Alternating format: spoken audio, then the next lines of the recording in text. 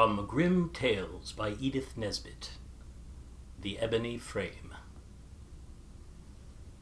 To be rich is a luxurious sensation, the more so when you have plumbed the depths of hard-upness as a Fleet Street hack, a picker-up of unconsidered pars, a reporter, an unappreciated journalist, all callings utterly inconsistent with one's family feeling and one's direct descent from the Dukes of Picardy. When my Aunt Dorcas died and left me $700 a year and a furnished home in Chelsea, I felt that life had nothing left to offer except immediate possession of the legacy. Even Mildred Mayhew, who I had hitherto regarded as my life's light, became less luminous. I was not engaged to Mildred, but I lodged with her mother, and I sang duets with Mildred, and gave her gloves when it would run to it, which was seldom. She was a dear good girl, and I meant to marry her one day. It is very nice to feel that a good little woman is thinking of you. It helps you in your work. It is pleasant to know she will say yes when you say, "Will you?" But as I say, my legacy almost put Mildred out of my head, especially as she was staying with friends in the country just then. Before the first gloss was off my new mourning, I was seated at my aunt's own armchair, in front of the fire in the dining room of my own house. My own house! It was grand, but rather lonely. I did think of Mildred just then. The room was comfortably furnished with oak and leather. On the walls hung a few fairly good oil paintings, but the space above the mantelpiece was disfigured by an exceedingly bad print, the trial of Lord William Russell, framed in a dark frame. I got up to look at it. I had visited my aunt with dutiful regularity, but I never remembered seeing this frame before. It was not intended for a print, but for an oil painting. It was of fine ebony, beautifully and curiously carved. I looked at it with growing interest, and when my aunt's housemaid, I had retained her modest staff of servants, came in with the lamp, I asked her how long the print had been there. "Mistress only bought it 2 days afore she was took ill," she said. "But the frame, she didn't want to buy a new one, so she got this one out of the attic.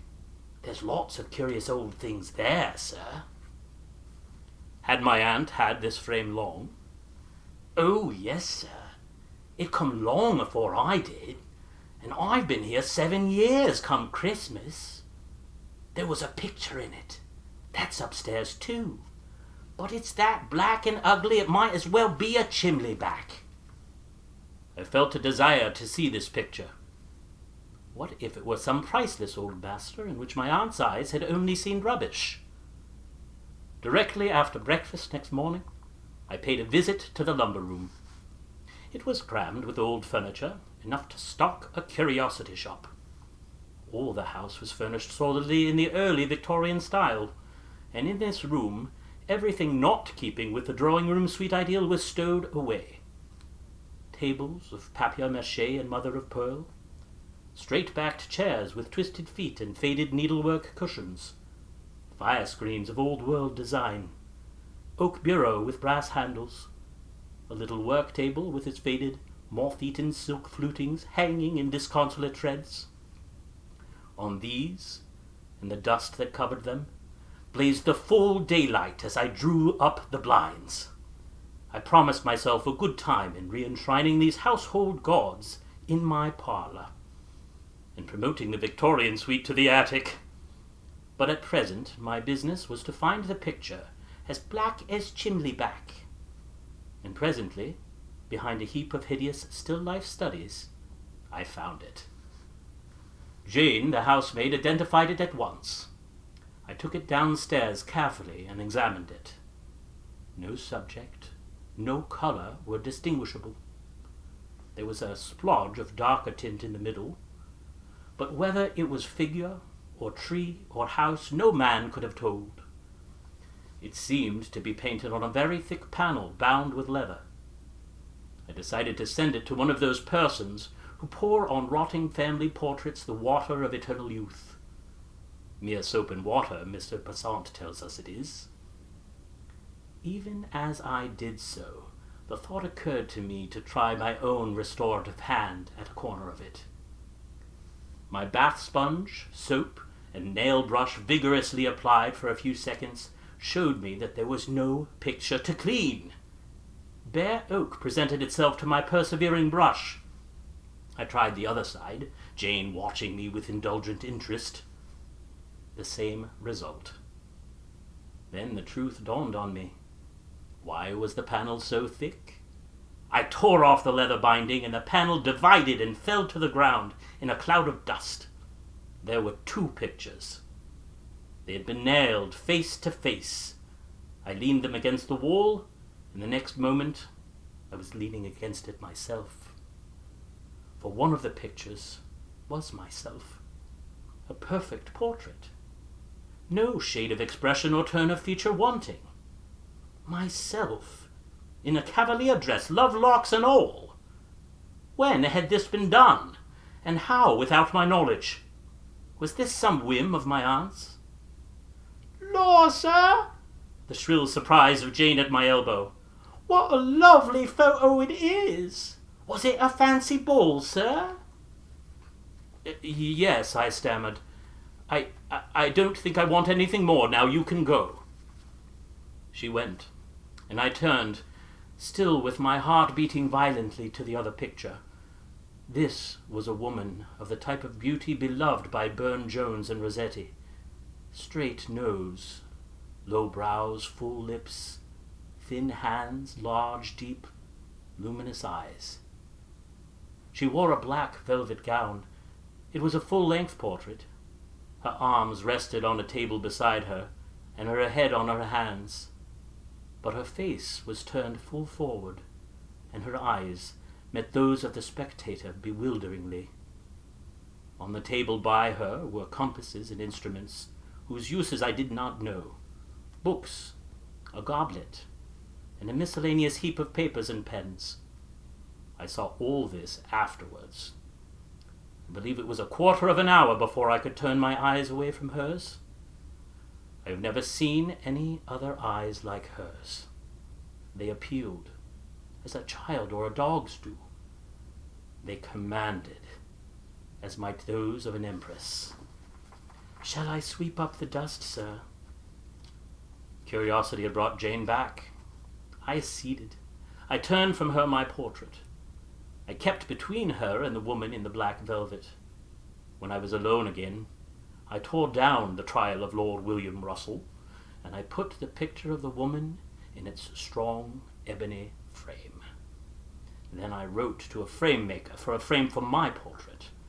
It had so long lived face to face with this beautiful witch that I had not the heart to banish it from her presence, from which it will be perceived that I am by nature a somewhat sentimental person. The new frame came home, and I hung it opposite the fireplace.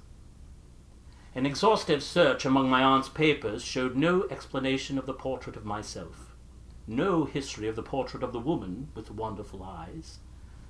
I only learned that all the old furniture together had come to my aunt at the death of my great-uncle, the head of the family, and I should have concluded that the resemblance was only a family one, if everyone who came in had not exclaimed that the speaking likeness. I adopted Jane's fancy ball explanation. And there, one might suppose, the matter of the portraits ended. One might suppose it, that is, if there were not evidently a good deal more written here about it. However, to me then the matter seemed ended. I went to see Mildred. I invited her and her mother to come and stay with me. I rather avoided glancing at the picture in the ebony frame. I could not forget, nor remember without singular emotion, the look in the eyes of that woman when mine first met them. I shrank from meeting that look again. I reorganized the house somewhat, preparing for Mildred's visit. I turned the dining room into a drawing room. I brought down much of the old-fashioned furniture, and after a long day of arranging and rearranging, I sat down before the fire and lying back in a pleasant languor, I idly raised my eyes to the picture. I met her dark, deep hazel eyes, and once more my gaze was held fixed as by a strong magic, the kind of fascination that keeps one sometimes staring for whole minutes into one's own eyes in the glass. I gazed into her eyes, and felt my own dilate, pricked with a smart like the smart of tears. "I wish," I said, "oh, how I wish you were a woman, and not a picture. Come down! Come down!" I laughed at myself as I spoke, but even as I laughed, I held out my arms. I was not sleepy. I was not drunk. I was as wide awake and as sober as ever was a man in this world. And yet, as I held out my arms, I saw the eyes of the picture dilate. Her lips tremble. If I were to be hanged for saying it, it is true.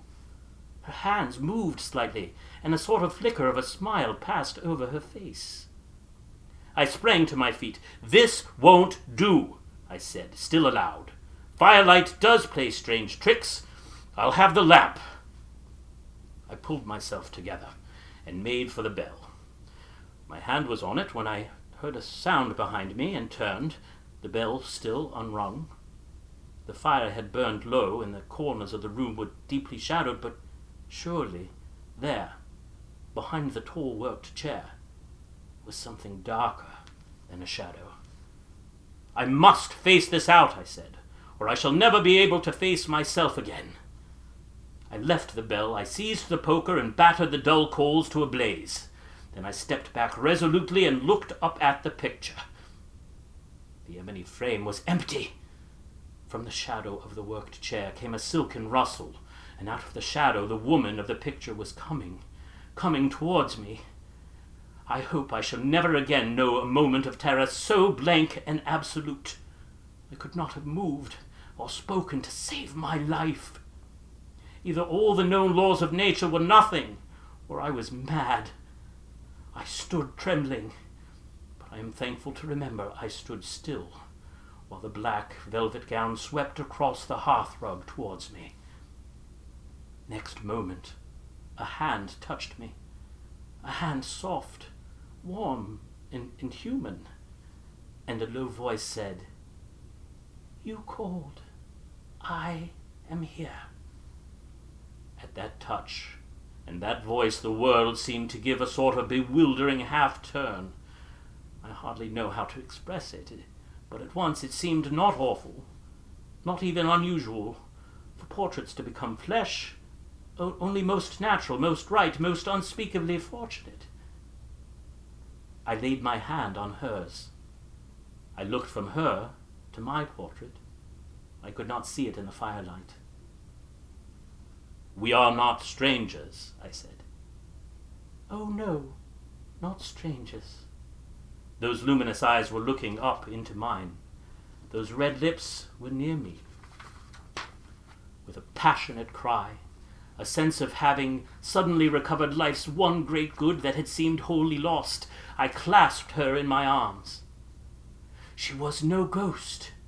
She was a woman, the only woman in the world. "How long?" I said. "Oh, love, how long since I lost you?" She leaned back, hanging her full weight on the hands that were clasped behind my head. "How can I tell how long? There is no time in hell," she answered. It was not a dream. No, there are no such dreams. I wish to God there could be. When in dreams do I see her eyes, hear her voice, feel her lips against my cheek, hold her hands to my lips as I did that night, the supreme night of my life. At first we hardly spoke. It seemed enough, after long grief and pain, to feel the arms of my true love round me once again. It is very difficult to tell this story. There are no words to express the sense of glad reunion, the complete realization of every hope and dream of a life that came upon me as I sat with my hand in hers and looked into her eyes. How could it have been a dream when I left her sitting in the straight-backed chair and went down to the kitchen to tell the maids I should want nothing more, that I was busy and I did not wish to be disturbed? When I fetched wood for the fire with my own hands and bringing it in, found her still sitting there, saw the little brown head turn as I entered, saw the love in her dear eyes, when I threw myself at her feet and blessed the day I was born, since life had given me this.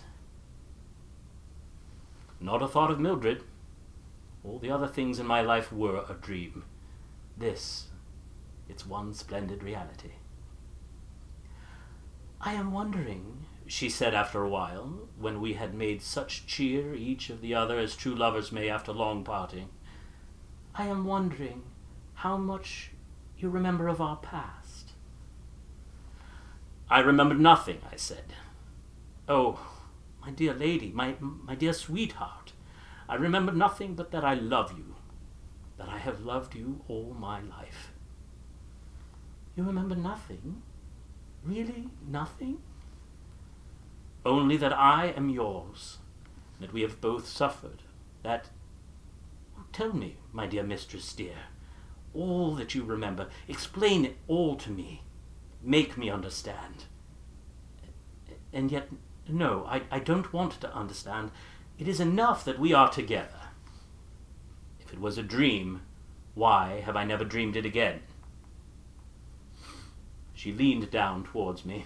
Her arm lay on my neck, and I drew my head till it rested on her shoulder.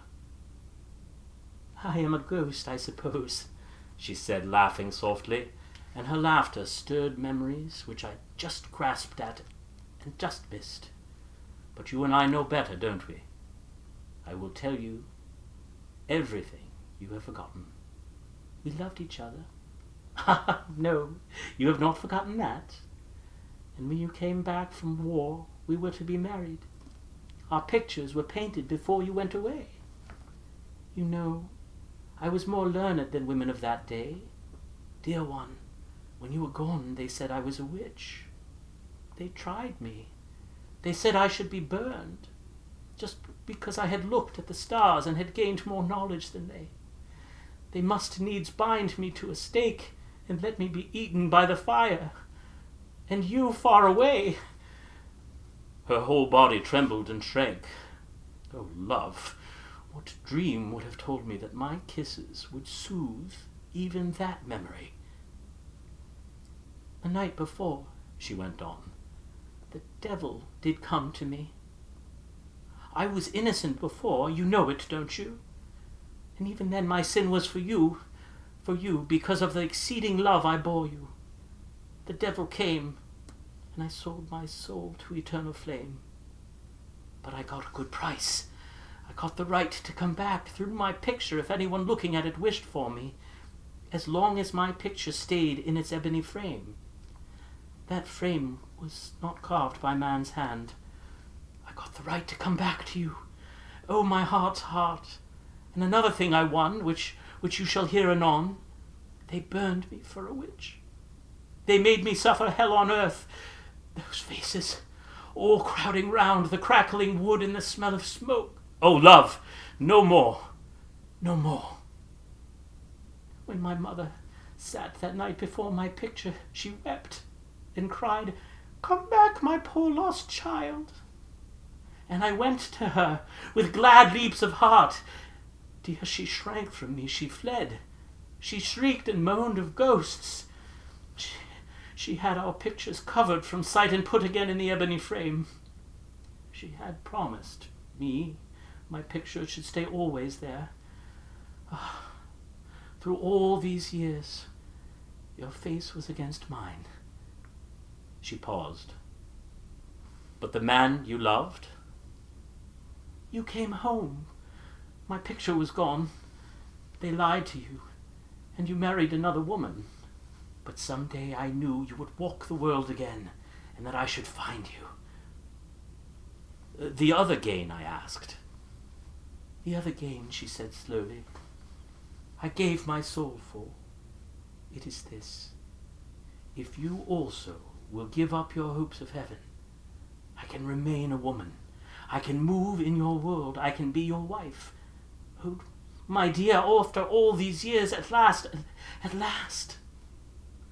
If I sacrifice my soul, I said slowly, with no thought of the imbecility of such talk in our so-called 19th century, if I sacrifice my soul, I win you? Why, love, it is a contradiction in terms. You are my soul. Her eyes looked straight into mine. Whatever might happen, whatever did happen, whatever may happen, our two souls in that moment met and became one. Then you chose. You deliberately choose to give up your hopes of heaven for me as I gave up mine for you. I decline, I said, to give up my hope of heaven on any terms. Tell me what I must do, that you and I may make our heaven here, as now, my dear love. I will tell you tomorrow, she said. Be alone here tomorrow night. 12 is ghosts' time, isn't it? And then I will come out of the picture and never go back to it. I shall live with you and die and be buried, and there will be an end of me. But we shall live first, my heart's heart. I laid my head on her knee. A strange drowsiness overcame me, holding her hand against my cheek. I lost consciousness. When I awoke, the grey November dawn was glimmering, ghost-like, through the uncurtained windows. My head was pillowed on my arm, which rested. I raised my head quickly. Ah! Not on my lady's knee, but on the needlework cushion of the straight-backed chair. I sprang to my feet. I was stiff with cold and dazed with dreams, but I turned my eyes on the picture. There she sat, my lady, my dear love. I held out my arms, but the passionate cry I would have uttered died on my lips. She had said 12 o'clock. Her lightest word was my law, so I only stood in front of the picture and gazed into those grey-green eyes till tears of passionate happiness filled my own. Oh, my dear, how shall I pass the hours till I hold you again? No thought then of my whole life's completion and consummation being a dream. I staggered up to my room, fell across my bed, and slept heavily and dreamlessly. When I awoke, it was high noon. Mildred and her mother were coming to lunch. I remembered at once shock, Mildred's coming, and her existence. Now, indeed, the dream began. With a penetrating sense of futility of any action apart from her, I gave the necessary orders for the reception of my guests. When Mildred and her mother came, I received them with cordiality, but my genial phrases all seemed to be someone else's. My voice sounded like an echo. My heart was otherwhere. Still, the situation was not intolerable until the hour when afternoon tea was served in the drawing-room. Mildred and her mother kept the conversational pot boiling with a profusion of genteel commonplaces, and I bore it, as one can bear mild purgatories when one is in sight of heaven. I looked up at my sweetheart in the ebony frame, and I felt that anything that might happen, any irresponsible imbecility, any bathos of boredom, was nothing if after all she came to me again. And yet when Mildred looked at the portrait and said, "What a fine lady! One of your flames, Mr. Devine," I had a sickening sense of impotent irritation, which became absolute torture when Mildred, how could I have ever admired that chocolate box barmaid style of prettiness, threw herself into the high-backed chair, covering the needlework with her ridiculous flounces, and added, "Silence gives consent. Who is it, Mr. Devine? Tell us all about her. I'm sure she has a story." Poor little Mildred, sitting there smiling, serene in her confidence that her every word charmed me, sitting there with her rather pinched waist, her rather tight boots, a rather vulgar voice, sitting in the chair where my dear lady had sat when she told me her story. I could not bear it. "Don't sit there," I said. "It's not comfortable." But the girl would not be warned. With a laugh that set every nerve in my body vibrating with annoyance, she said, "Oh dear, mustn't I even sit in the same chair as your black velvet woman?" I looked at the chair in the picture. It was the same, and in her chair Mildred was sitting. Then a horrible sense of reality of Mildred came upon me. Was all this a reality after all? But for fortunate chance, might Mildred have occupied not only her chair, but her place in my life? I rose. "I hope you won't think me very rude," I said, "but I am obliged to go out." I forget what appointment I alleged. The lie came readily enough. I faced Mildred's pouts with the hope that she and her mother would not wait dinner for me. I fled. In another minute I was safe, alone under the chill, cloudy autumn sky, free to think of my dear lady. I walked for hours along streets and squares. I lived over again and again every look, word and hand touch, every kiss. I was completely, unspeakably happy. Mildred was utterly forgotten. My lady of the ebony frame filled my heart and soul and spirit. As I heard 11 boom through the fog, I turned and went home. When I got to my street, I found a crowd surging through it, a strong red light filling the air. A house was on fire. Mine! I elbowed my way through the crowd. The picture of my lady, that at least I could save. As I sprang up the steps, I saw her as in a dream. Yes, all this was really dreamlike. I saw Mildred leaning out of the first-floor window, wringing her hands. "Come back, sir," cried a fireman. "We'll get the lady out right enough." But my lady, I went on up the stairs, cracking, smoking, and as hot as hell, to the room where her picture was. Strange to say, I only felt that the picture was a thing we should like to look on through the long, glad, wedded life that was to be ours. I never thought of it as being one with her. As I reached the first floor, I felt arms round my neck. The smoke was too thick for me to distinguish features. "Save me," a voice whispered. I clasped a figure in my arms, and with a strange disease, bore it down the shaking stairs and out into safety. It was Mildred. I knew that directly I clasped her. "Stand back!" cried the crowd. "Everyone's safe!" cried a fireman. The flames leaped from every window. The sky grew redder and redder. I sprang from the hands that would have held me. I leaped up the stairs. I crawled up the stairs. Suddenly the whole horror of the situation came on me. As long as my picture remains in the ebony frame. What if picture and frame perished together? I fought with the fire, and with my own choking inability to fight with it. I pushed on. I must save my picture. I reached the drawing room. As I sprang in, I saw my lady, I swear it, through the smoke and the flames, hold out her arms to me, who came too late to save her, and to save my own life's joy. I never saw her again. Before I could reach her, or cry out to her, I felt the floor yield beneath my feet, and I fell into the fiery hell below. How did they save me? What does that matter? They saved me somehow. Curse them. Every stick of my aunt's furniture was destroyed. My friends pointed out that, as the furniture was heavily insured, the carelessness of a nightly studious housemaid had done me no harm.